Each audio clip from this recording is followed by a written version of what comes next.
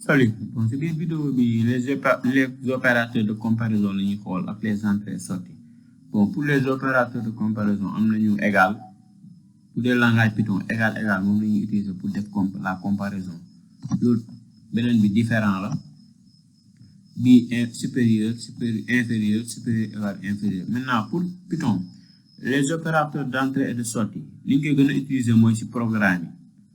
Par exemple Python pour afficher gisoon nañ ko la dernière fois print lañ doon utiliser print pour afficher. Maintenant pour récupérer li utilisateur bi saisir input la ñuy utiliser de façon ñu def programme léegi. Maintenant en algorithme moom la ñuy wax lire ak écrire pour ñu jotee def algorithme. Bon, sans plus tarder programme bi dañuy afficher d'abord print la ñuy njëkk utiliser ñu afficher bienvenue dans calcul saisir nombre entier. Maintenant après ñu def print veuillez saisir un nombre.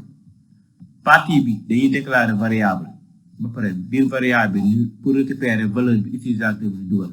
Par exemple ici input pour récupérer la. Maintenant bu ñu ko récupérer boo xoolee amul paramètre bu ñu ko récupérer dañuy récupérer lu utilisateur bi dugal stocké ko ci nombre user.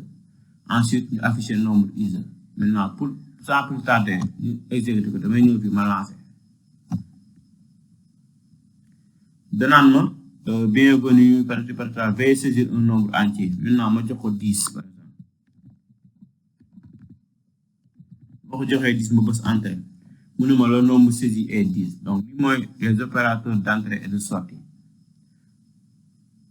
Bon si ñu exercice dañuy gis nag ay programme yu cas pratique la ñuy def et la plupart on va devoir le faire en français.